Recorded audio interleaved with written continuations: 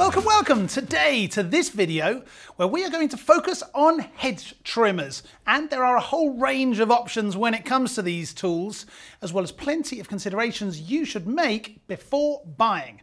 To the casual observer, a hedge trimmer might just seem a hedge trimmer, but as you well know, you come across all sorts of hedges, and these tools need to cover many different applications. So let's dive in to the world of fascinating battery hedge trimmers with a couple of comparisons to their combustion engine counterparts. Oh, and of course, we will endeavour to answer your questions along the way. Thanks for stopping by. I'm your host, Matt, and I'm joined today by Paul from Stihl Product Management. He's going to tell us everything we need to know about hedge trimmers. Welcome back, Paul. Nice to be working together again with you, sir. Thank you very much. I'm looking forward to talking about our hedge trimmers here today. Thank you.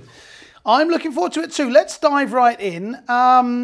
You and your colleagues have done a lot of research into hedge trimmers. When it comes to developing the perfect trimmer, what's important?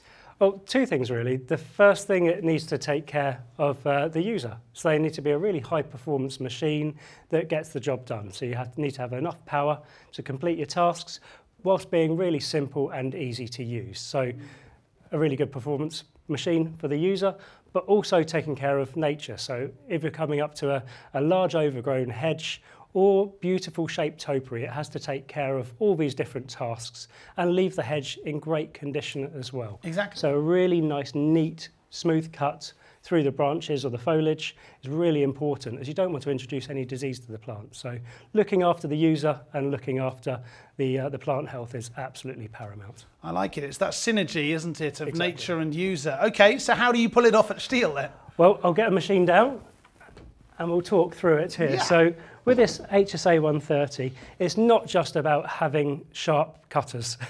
Sharp cutters are part of it, but it's part of a bigger picture really.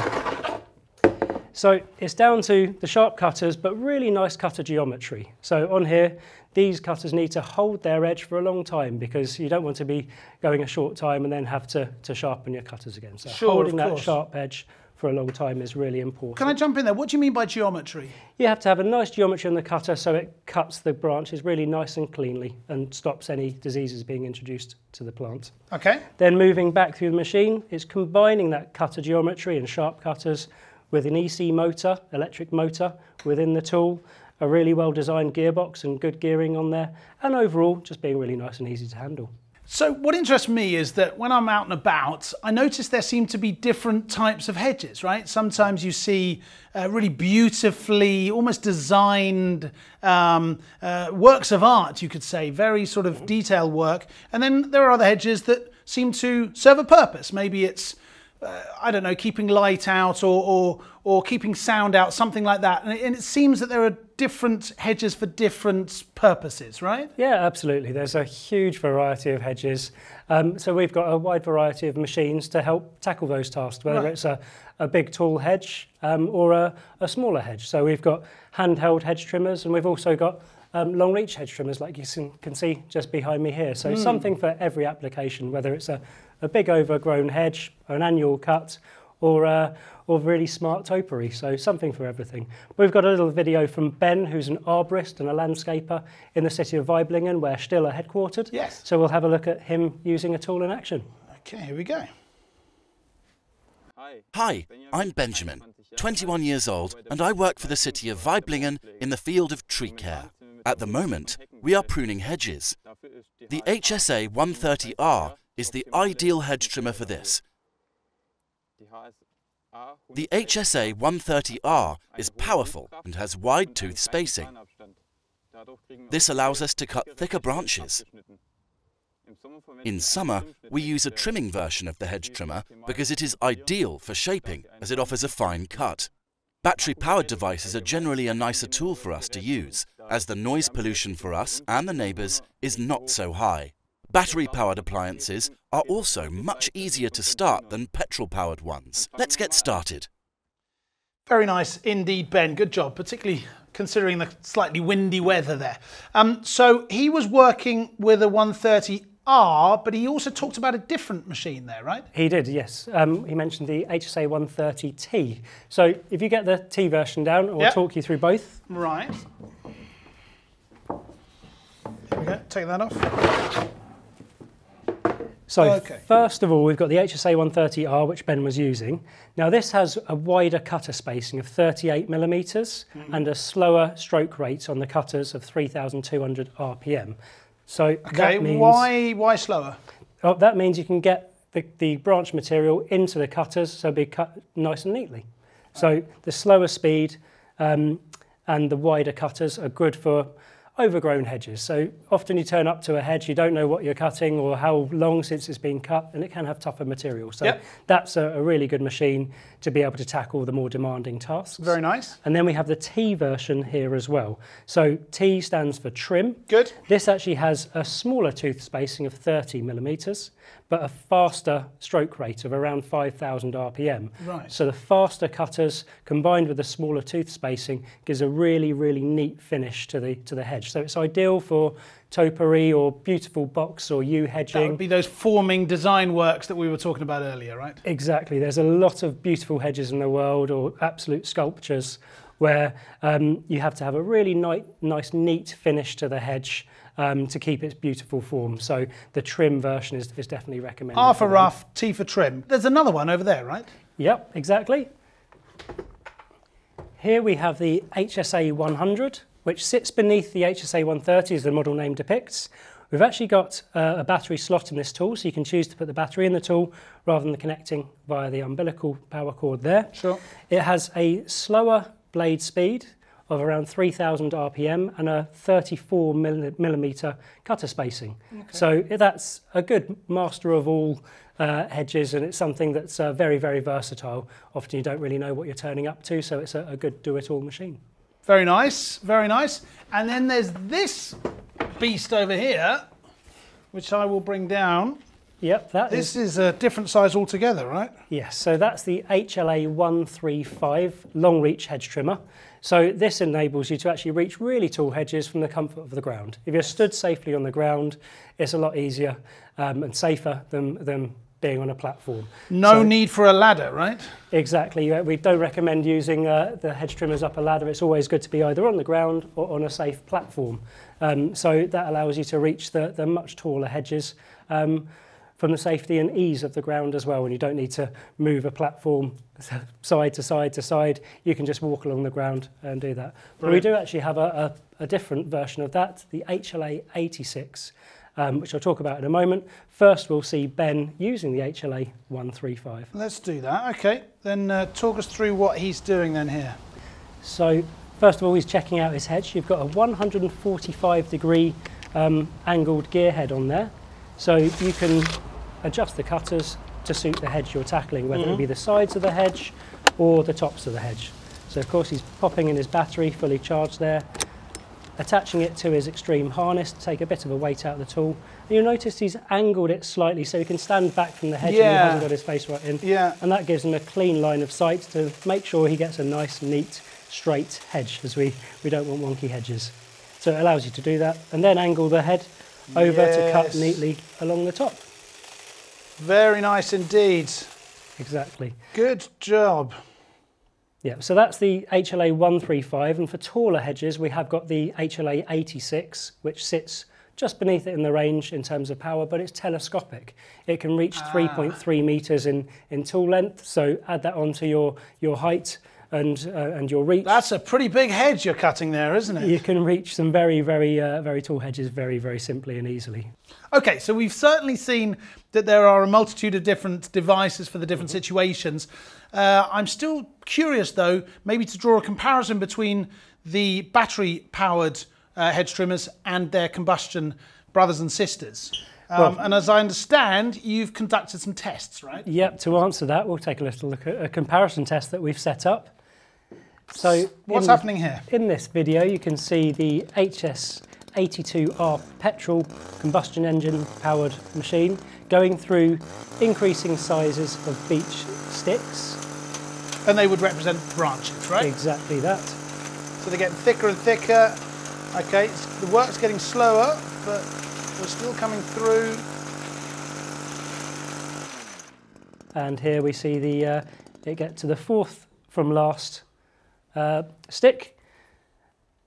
And then now we can take a little look at the HSA 130R doing the exact same test here. So we go and take a quick look at that video. So I'm genuinely intrigued. So remember the petrol-powered tool got to the 4th last thickness of stick, right? Exactly, and then we've got the same cutters actually, whether it's a different power head, one's powered by battery, one's powered by petrol, but it's the same cutting attachment. And apart from that, the test setup was the same, right? Yeah, same day, same operator, and same diameter sticks, and it's getting to the same... And wouldn't you know it? Same situation, it's got from the 4th to last on the test there. So what we can really say is actually we've got comparable performance, whether you've got a petrol or combustion engine device or a battery powered device. So in the stihl range, whether you're turning up to a tough overgrown hedge with a handheld device, you've got enough power to get through that task. And if you've got a tall overgrown hedge as well, equally you've got the long reach models in the range as well. So something for every task to make sure you can tackle it all with ease. You certainly do. Options, options, options. Many thanks, Paul, for now. Our question to you, what kind of experience have you made with stihl battery-powered hedge trimmers? Let us know in the comments below. And of course, if you've got any questions, then fire them over and I'll get Paul and his colleague here to answer them for you. Oh, and if you're particularly interested in learning more about stihl battery technology, then check out this video right here. That'll tell you everything you need to know. Okay, so we've certainly learnt about the power of these beauties. Why don't we move on to the subject of user-friendliness? Oh, well, there's certainly some advantages to moving to battery-powered devices, particularly the hedge trimmers. So if you're trimming hedges for a long period of time, often if you're standing next to the hedge, there's nowhere for the exhaust emissions to go. Right. So moving to battery-powered devices, there's no emissions at the operator level. So it makes it much more pleasant when you're using the tools. Good point. Also, they're a lot quieter, so if you're working around schools or hospitals or hotels, then it's much better for the passers-by or the people in school able to listen to their lessons rather than listening to a hedge trimmer outside. So yeah, less sound pollution, yeah. Exactly, so it's better for the people, the operators as well, so they don't always have to listen to a louder machine. Or you wouldn't have to wear ear protection as much? With some models you don't, with some you do, but it's certainly a lot more comfortable for the operator. Mm-hmm. But then in terms of maintenance, the battery machines are a lot less complex. So in the motor side of the machine, you've got an EC motor, you've got an electronic control module and a battery, which is simpler overall than a combustion engine where you've got a piston and cylinder, spark plug, fuel filter, air filter, and more things to maintain, as well as having to get the right fuel mix. So we do know some accidents can happen. You can accidentally put straight fuel in a machine which would seize the engine, but the worst thing that can happen with a battery device is you forget to charge the battery, and that's pretty easily resolved on a fast charger. Got it, makes total sense. What about the whole startup process? Because that's different as well, isn't it? Yeah, overall it's a little bit simpler on the battery-powered machines, but we've got a couple of videos to take a look at now. First, the petrol machine. Okay, what's the process here? So here he's priming the bulb there, just making sure the fuel's in the system. He's then going to move the choke onto full choke, pull the starter cord until it splutters and almost comes into life, pop it into semi-choke and pull the machine over until it starts. So you're ready to go there. So it's a process I think we've all seen and done before, but it does take a couple of seconds. Yep, it's a simple enough process, but it does take a few stages to get there. Whereas on the battery machine here, we're just plugging in the cord or popping in the battery, activating the switch here to make it live and then pulling the triggers. So it's very simple to pick up and go with a battery machine. And you're ready to go right after that. Okay, so that's the user standing at the hedge. What about the things that the user actually holds and touches? So there is a small display here, there are knobs and switches. Talk me through that. Well, they're all designed to be really friendly for the user. So starting up here, we've got the handle, the front handle with a switch all the way around it. So no matter which way you're holding it, you can activate the front switch. Gravity's always helping you, isn't it? And yeah, exactly. The gravity's activating the switch for you, so you're not putting any effort into that. Then as you move back through the machine, you've got a really easy to use multifunction handle here. You've got 3 stages for the RPMs, which you talked about earlier, and you've actually got a rotating handle. So if I'm going down the side of a hedge, I'm easily pulling the front trigger, and my wrist is really comfortable for me to sweep up the hedge and trim it nice and neatly. Then if I wanted to move to the tops of the hedge, I move the handle round, and that's comfortable again for me to trim the tops nice and simply. If I may say so, Paul, you've definitely got the moves. Thank you. Very smooth. Okay, so when I'm working in my garden, something that really bugs me is when the hedge trimmer gets stuck on something, you know, and I'm stuck there and I'm jammed and I can't get it out and it's just connected to the hedge. Yeah, well, we've got something to help with that, that's for sure. I've heard, yes. So we've got an anti-stuck manoeuvre. So if you're going through a hedge that's a little tougher than you expected, perhaps it's more than annual growth, and there are some branches in there that are a bit thicker than you should be really going through with a hedge trimmer, maybe perhaps suited more to a chainsaw. We've got a nice manoeuvre we've got a little video of to show. So we can take a little look at that now. We've asked Ben to get a bit enthusiastic and get the machine stuck. When you lift off the switch and then start the machine again, the blades move in the opposite direction. So as they were moving in and getting stuck, they, when you started again, move away from the branch, and you can pull the hedge trimmer away and get on with your job. Very clever indeed. I could definitely do with that in my garden. Another question that would interest me would be the ergonomics and the general comfort, particularly when you're working for maybe a couple of hours at a hedge. Can we investigate that subject? Yeah, absolutely. So carrying a hedge trimmer for a long period of time, it's more comfortable to try and take the weight away from the hedge trimmer, right, and actually maybe perhaps put it somewhere else instead. Yes. So we'll put a battery, we'll get a battery out and put this harness on. Okay. So if you put I'll put that on. So this is our belt carrying system with a shoulder harness there as well. You've got your hip belt there as well. I'm putting in the battery, which is now operational, and I'm securing it in place. I've got my umbilical cord here. And you just plug that in, align the two arrows there, and you're ready to go and operational. I'm good to go. Rock and roll. Very nice. If you'd unplug that for me, please. Okay, so let's now finish where we started, and that's on the subject of steel quality again. What can you tell me, last couple of bits of information about the quality craftsmanship on these devices? Well, there's a lot that goes into a hedge trimmer. So starting at the cutting attachment end, we've got hardened steel blades, which go through a heat treatment to make them last as long as possible. We've also got double-sided, which are cutters on the top and the bottom, and double-edged blades. So each blade has an opposing cutter for a really nice, neat finish. We've also got a tip protector at the top end. So if you're working along walls or against the ground, it protects the cutters from any damage if you're accidentally knocking against the floor or a wall. So very handy. Indeed. Further up the cutters, we've got cut protection. So if you were to come in contact with your leg, it will protect you with the cut protection on there as well. We've got an anti-vibration system on the front handle, so it just keeps your vibration levels nice and low. Oh, okay, reduces the vibrations in your hand. Yeah, it makes it comfortable to use for long periods of time. Mm-hmm. Then underneath, we've got the magnesium cover on the gearbox, so we still actually make our own magnesium housings in-house. We have been doing for many, many years on our combustion machines, making all their componentry, and we're doing the same for our battery-powered machines. You can see a nice little easy access grease port, so if you do need to top up the grease in the gearbox, you can do that really simply and easily just under there. And then of course we've got a high quality EC motor on there that gives you a variable trigger, and that motor and the electronics inside can actually call up extra power. So if you're going through a tougher part of a hedge, it can temporarily put a little bit of extra power into the motor just to help you get through that little tougher task. So very interesting indeed. A lot goes into them, that's for sure. It certainly does. And as you had your hand here, just here, it made me think of this black circle here. I've always asked myself what that is. Yes, that's the Smart Connector 2A. So a second generation of our fleet management system. So this one actually plugs into the module of the tool.